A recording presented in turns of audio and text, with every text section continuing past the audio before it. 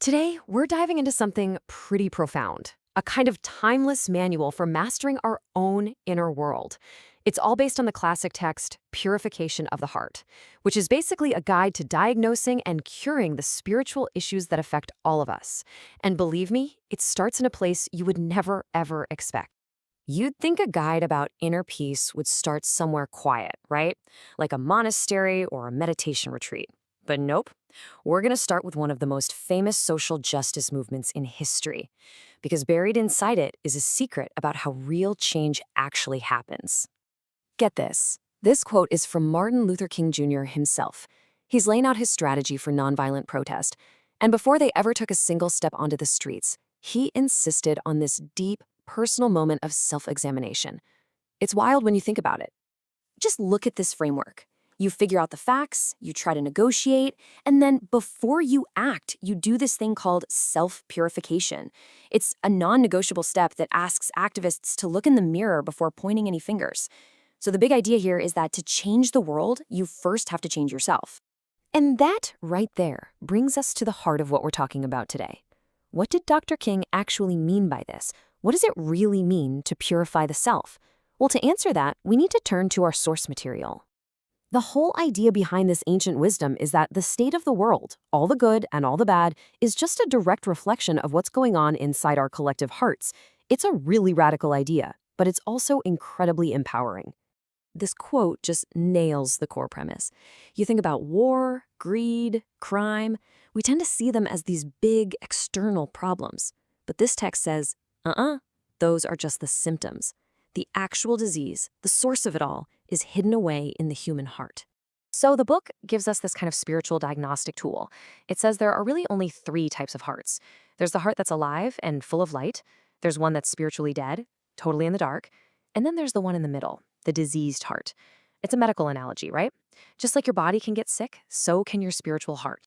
And these spiritual diseases, they basically fall into 2 big buckets. You've got the ones that mess with your understanding, things like chronic doubt or crippling anxiety.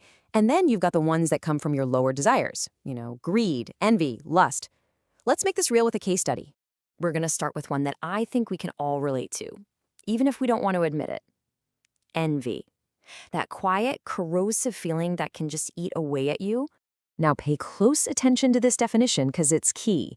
Envy isn't just wanting what somebody else has. That's more like competition. Real envy is the ugly desire for them to lose what they have. And that's what makes it so dangerous spiritually. You're basically telling God he made a mistake, that you know better who deserves what. So where does this ugly feeling come from? Well, the book lays out a few root causes. It could be arrogance, thinking that person doesn't deserve their success. It could be plain old hatred. Or, and this is a big one, it could come from a place of poor self-worth, where seeing someone else win feels like you're losing. So, what's the cure? This is the brilliant part. It's super practical. You basically act in the complete opposite way your envious feeling is telling you to. You feel that impulse to criticize them? Force yourself to praise them. Out loud if you can. You have a secret desire to see them fail? Go out of your way to do something nice for them. You literally retrain your heart by forcing your body to act differently. All right, let's look at another common one, ostentation. That's a fancy word for showing off, especially when it comes to our good deeds, hoping we get some applause. Ostentation, or riyah, is when we do something that looks spiritual, like praying or giving to charity, but we're not doing it for God. We're doing it for the likes, for the praise of other people. And to show you how serious this is, the text quotes the Prophet Muhammad, who called it the lesser idolatry. Wow, that's a heavy statement. You're basically seeking validation from created beings instead of the Creator. And the roots of this are, well, they're painfully familiar, aren't they? It's an addiction to praise. It's a deep fear of being criticized. Maybe you want something from the people who are impressed by how good you are. It's all about managing your public image. And the cure, once again, is super practical. First, you have to diagnose the problem. Maybe you notice you get a little more theatrical with your prayers when people are watching. The cure? You have to intentionally do good things in secret. Veil your actions from everyone else so that only God sees them. That's how you protect your true intention. So we've looked at a couple of specific diseases and their specific cures, but what's really cool is that the book also gives us a universal two-step framework that you can apply to treat any sickness of the heart. It's a really straightforward process. Think of it like a 1-2 punch. Step 1 is the theoretical part. You have to study the disease.